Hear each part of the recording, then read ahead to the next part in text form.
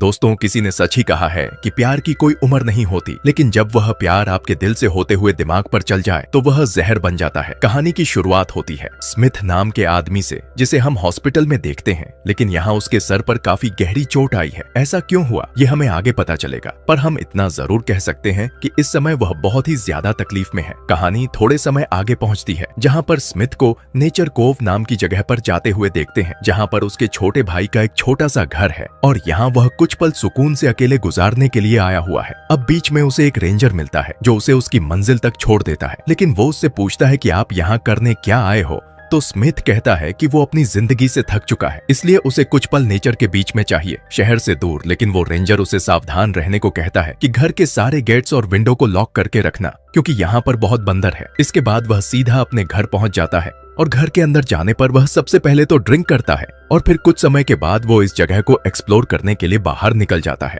थोड़ी दूर पर उसकी नजर एक बीच पर पड़ती है, जहाँ पर एक फैमिली नहा रही थी, जिसमें एक लड़की भी थी। अब यह देखकर उसे थोड़ा अजीब लगता है कि ये लोग आखिर खुले में क्यों नहा रहे हैं और साथ में भी, और तभी वो लड़की उसे देख लेती है, इसलिए वह लोग वहां से चले जाते हैं। खैर, अब उसे इतना तो पता चल गया था कि यहाँ पर उसके अलावा और भी लोग रहते हैं। कुछ समय के बाद रात हो जाती है। स्मिथ इस पूरे घर में अकेला है, इसलिए उसे अब अपनी फैमिली की बहुत याद आने लगती है। उनके बारे में वह सोचकर रोने लगता है और चीख चीख कर खुद को इन सब का जिम्मेदार बताता है। दरअसल कुछ दिन पहले ही वह अपनी बीवी बच्चों के साथ एक ट्रिप पर जा रहा था, लेकिन बीच में उसकी आंख लग गई, जिस वजह से कार खाई में जा गिरी। उसकी लापरवाही की वजह से उसका पूरा परिवार खत्म हो गया, पर वो कैसे भी करके यहाँ पर जिंदा बच गया। लेकिन जब तक वो जिंदा रहेगा, उसके सीने पर यह बोझ हमेशा बंधा रहेगा। अगर वो उस दिन सोता नहीं तो आज शायद अपने परिवार के साथ खुश होता। लेकिन उसकी किस्मत की किताब के दूसरे पन्ने में एक दूसरा चैप्टर शुरू होने वाला है, जो उसके लिए काफी खुशियां लाने वाला है, पर उसे दुगना दर्द भी देगा। खैर, अगली सुबह वह वॉक के लिए निकल जाता है, पर वापस आते समय उसे घर के पास किसी लड़की की रोने की आवाज आती है।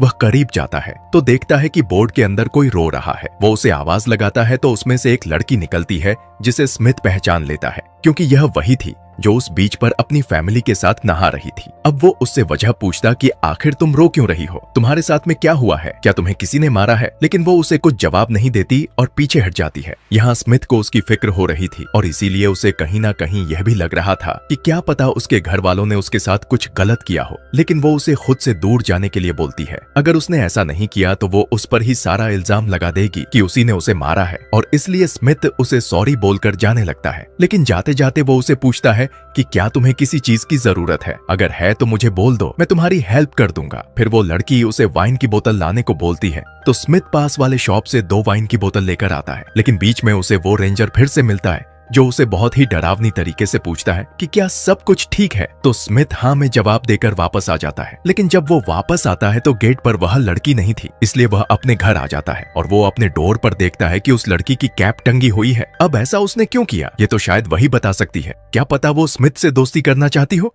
या फिर यह उसका किसी तरह का मैसेज हो। लेकिन जो भी होगा हमें आगे पता चलेगा। अब कुछ समय के बाद रात हो जाती है तो स्मिथ खाने के लिए टेबल पर बैठता है, लेकिन उसी समय उसे कुछ हलचल सुनाई देती है। उसे लगता है कि शायद घर के अंदर कोई बंदर घुस गया है और इसीलिए वह उसे मारने के लिए धीरे धीरे करके गेट के पास जाता है। लेकिन वहाँ कोई भी बंदर नहीं था और इसीलिए वो वापस आकर सो जाता है। लेकिन जब से वह इस घर में आया है तब से लेकर आज तक उसे अच्छी नींद कभी नहीं आई है, क्योंकि हमेशा उसे अपनी फैमिली की याद सताती रहती है। अगली सुबह वो एक बार फिर से बीच पर जाता है, जहां उसे एक बच्ची बैठी हुई मिलती है। उसे देखकर वो अपनी बेटी के बारे में सोचने लगता है कि कभी किसी समय पर वह भी अपनी बेटी के साथ ऐसे ही समय बिताया करता था। अब उसका यह रोज का रूटीन हो चुका था। वह ऐसे ही अकेले बैठकर खुद की गलतियों को सोचता रहता था और इसी दौरान वहां पर वह लड़की एक बार फिर अपने परिवार के साथ आ जाती है। लेकिन उसे देखकर लग रहा था कि वह किसी से डरी हुई है। अब स्मिथ उसे उसके चोट के बारे में पूछता है, लेकिन वह कुछ भी नहीं बताती। उल्टा उसके डैड तो उसे बहुत ही गलत तरीके से मारते हैं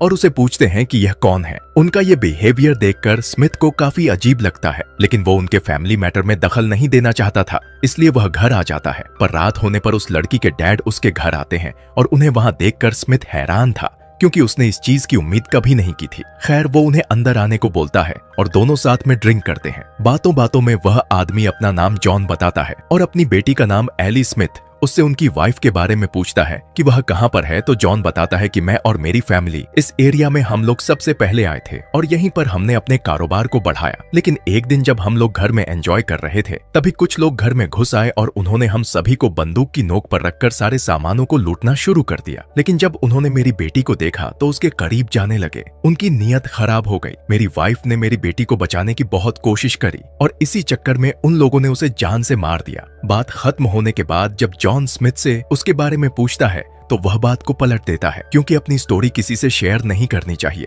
लोग आपकी कमजोरियां जान लेते हैं और फिर वह आपके खिलाफ उसे गलत इस्तेमाल करते हैं। यही सोचकर स्मिथ चुप रहता है। अब अगले दिन स्मिथ शॉप पर अपने घर के लिए कुछ सामानों को खरीदने जाता है। जब वह बाहर आता है तो वह देखता है कि वहाँ पर एली उसे अपनी कार में बैठकर देख रही है और जब वह उसके पास जाने की कोशिश करता है तो वह बिना कुछ कहे वहाँ से चली जाती है। अब घर पर आने पर उसे एक लेडी मिलती है जो बाहर खड़ी हुई थी। वो उसे पानी के लिए पूछती है तो वो उसे घर के अंदर ले जाता है और वहां पानी दे देता है। पर वो उससे पूछती है कि अगर तुम्हें किसी भी मेड की जरूरत है तो बताओ, मैं सभी काम कर दूंगी। लेकिन स्मिथ मना कर देता है। वह फिर भी जबरदस्ती उसके बर्तन धोना शुरू कर देती है, जिस वजह से उसके हाथ में चोट लग जाती है और स्मिथ ये देखकर डर गया था। वो उसे लेकर फौरन पड़ोस जॉन के घर जाता है, क्योंकि जॉन एक डॉक्टर है और वो उसकी मरहम पट्टी करता है। जिसके बाद सभी लोग बैठकर साथ में लंच करते हैं। लेकिन वहाँ पर साइमन, जो कि एली का भाई है, वह म्यूजिक सुनना शुरू कर देता है और उसने अपने खाने को भी फिनिश नहीं किया था, इसीलिए उसके डैड उस पर भड़क जाते हैं और इस बात से एली काफी नाखुश हो जाती है। वो उन पर चिल्लाना शुरू कर देती है और यहाँ पर एक लड़ाई का माहौल बन जाता है। लेकिन स्मिथ सभी को शांत कराता है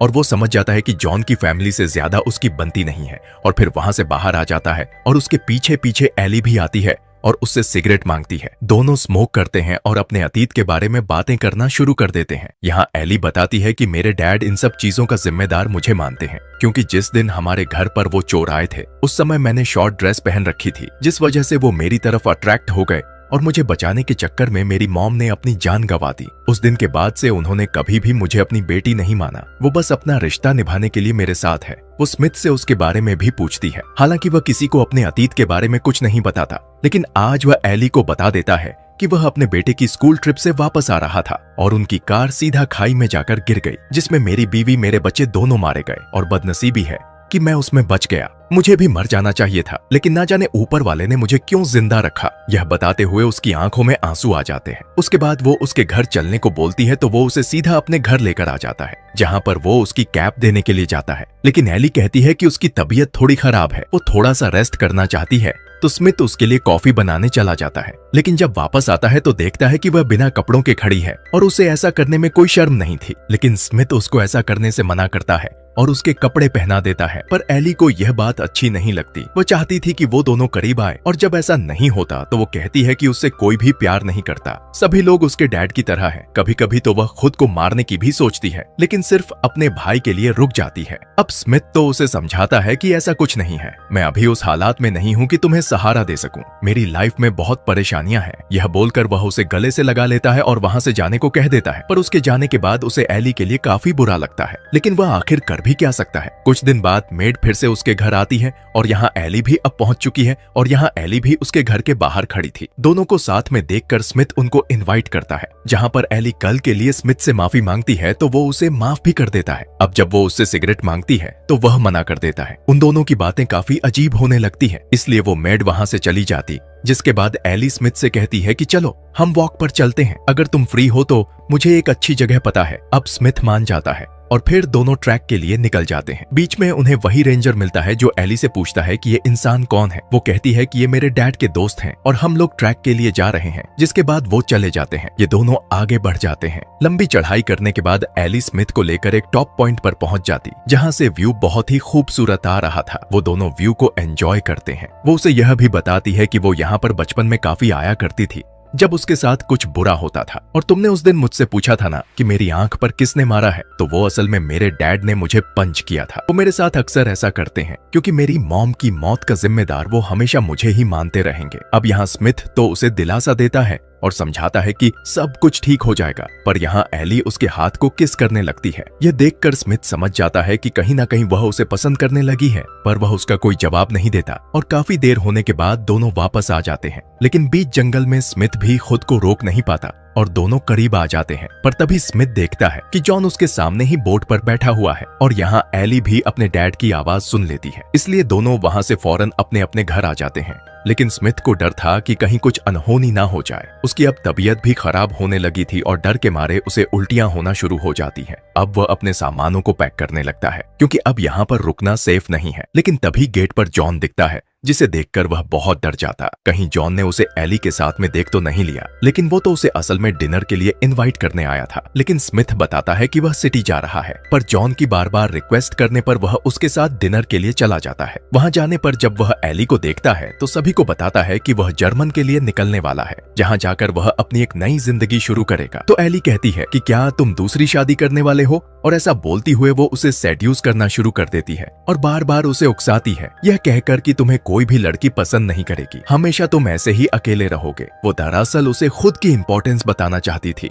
और उसके इस बर्ताव की वजह से जॉन उसे माफी मांगता है। अब यहाँ वो एक तरह से इस जगह पर फंस चुका है। फाइनली डिनर हो जाता है और डिनर के बाद वो सीधा अपने घर आ जाता है। लेकिन स्मिथ की जाने की न्यूज सुनकर एली काफी उदास हो जाती, क्योंकि अगर वो चला गया तो वो एक बार फिर से अकेली पड़ जाएगी। वो स्मिथ को चाहने लगी थी, इसलिए अगली सुबह वो उससे मिलने के लिए जाती है। यहाँ दोनों इंटीमेट होते हैं, लेकिन ऐसा करते हुए उनकी मेट उन्हें देख लेती है और स्मिथ को बुलाती है। वो स्मिथ को बहुत ही अजीब नजरों से देख रही थी। ऐसा लग रहा था कि मानो वो जॉन को जाकर सब कुछ सच बता देगी, पर ऐसा होता नहीं है। कुछ देर बाद वहाँ जब स्मिथ निकलने वाला होता है, तभी जॉन आ जाता है और उसे बताता है कि साइमन मुझे कहीं दिखाई नहीं दे रहा है, क्या तुम मेरी मदद कर सकते हो? और वह कैसे मना करता। इसलिए वो उसके साथ उसे ढूंढने के लिए निकल जाता है और एली हर जगह पर साइमन के पोस्टर चिपका देती है। दूसरी तरफ नदी में भी कुछ लोग उसे ढूंढ रहे थे, क्या पता वह नदी में डूबकर मर गया हो। लेकिन यहाँ उसका कोई आता पता नहीं चलता। शायद वह अपने इस परिवार से दूर भाग गया हो जो उसे हर रोज बेवजह तकलीफ दे रहे थे। एली को भी यही लगता है, लेकिन वह किसी को बताती नहीं है। अब यहाँ से घर जा रहे स्मिथ को वही रेंजर दोबारा मिलता है जो उसे अपनी कार में बैठने को बोलता है और फिर उससे कहता है कि तुम एली के काफी करीबी दोस्त हो, क्या तुम मेरी उससे बात करवा सकते हो? मैं उससे शादी करना चाहता हूँ। तो वो कहता है कि सॉरी, यह सही समय नहीं है। यह बोलकर वह कार से उतर जाता है और यहाँ से चला जाता है। मतलब ये रेंजर भी एली से प्यार करता है और उससे शादी करना चाहता है। अब धीरे धीरे समय बीतने लगता है। एक दिन जब स्मिथ बीच पर होता है तो वहाँ एली भी आती है, उसके साथ बात लेने लगती है। किनारे पर आने पर वह उसे रोते हुए कहती है कि मैं यहाँ अब रहना नहीं चाहती, मुझे अपने साथ कहीं दूर ले चलो, अगर मैं यहाँ पर रही तो खुद को ही मार डालूंगी। अब वो उसे कुछ जवाब दे पाता कि तब तक वहाँ पर जॉन आ जाता है, जो उन्हें साथ में ऐसी हालत में देख लेता है। पर इतने में एली वहाँ से भाग जाती है। स्मिथ भाग नहीं पाता और वहीं रह जाता है। अब वो पानी से बाहर आता है और उन्हें समझाने की कोशिश करता है कि जैसा वो समझ रहे हैं वैसा कुछ भी नहीं है, लेकिन कोई भी इन्हें ऐसी हालत में देखेगा तो समझ जाएगा कि ये क्या कर रहे थे। और गुस्से में आकर जॉन वहीं पड़ी लकड़ी से उस पर हमला कर देता है, जिससे उसके सर पर गहरी चोट लग जाती है। लेकिन स्मिथ कैसे भी करके खुद की जान बचाकर वहां से भाग जाता है और जब घर आता है तो देखता है कि वहां पर लंगूर बैठा है, जिसने अगर उसे काट लिया तो वह कुछ ही घंटों में मर भी सकता है। इसलिए वह उससे बचकर ऊपर जाने लगता है। पर इतने में वहां जॉन आ जाता है। अब दोनों में भयंकर लड़ाई होती है, लेकिन स्मिथ जॉन पर भारी पड़ने लगा था और इतने में वह मंकी जॉन को ही 2 जगह पर काट लेता है। इसकी वजह से उसकी हालत अब खराब होने लगी थी और इतने में स्मिथ को पता चल जाता है कि इस लंगूर को मारना पड़ेगा, क्योंकि अगर उसने उसे काट लिया तो वह मर सकता है। इसलिए पहले तो वह उसे मारता है और फिर वहां से भागने लगता है। लेकिन अब काफी देर हो चुकी है, क्योंकि वह रेंजर और एली दोनों वहां पर पहुंच चुके थे। एली अपने डैड को ऐसी हालत में देखकर बहुत रोती है, क्योंकि पहले ही वो अपने भाई को खो चुकी है। इसलिए वो दोनों उन्हें उठाकर गाड़ी में रखते हैं और फौरन सिटी की ओर निकलने लगते हैं। लेकिन जाने से पहले रेंजर स्मिथ से कहता है कि तुम्हारे पास कल सुबह तक का समय है, यहाँ से जितनी जल्दी हो सके निकल जाओ। पर दूर खड़ी एली को कुछ समझ नहीं आ रहा था कि वह किसके साथ जाए, अपने डैड के साथ या फिर अपने प्यार के साथ। उसने काफी देर सोचकर कार में बैठना सही समझा, क्योंकि अभी डैड से ज्यादा इंपॉर्टेंट उसके लिए कोई नहीं है। अब इस समय पर तो वो जैसे भी है उसके डैडी हैं, और यह देखकर स्मिथ पूरी तरह से टूट जाता है। उसने बहुत ही मुश्किल से अपनी जिंदगी पर लगे इस घाव को ठीक करा, पर एक और घाव अब उसकी जिंदगी में लग जाएगा। उधर एली भी अच्छा फील करने लगी थी, उसे एक साथ ही मिल गया था, लेकिन शायद इन दोनों की किस्मत में इतना ही प्यार लिखा था। इसी के साथ यह कहानी यही खत्म हो जाती। आपको कहानी कैसी लगी नीचे कमेंट करके हमें जरूर बताइएगा। मिलते हैं अगली वीडियो में। Thanks for watching.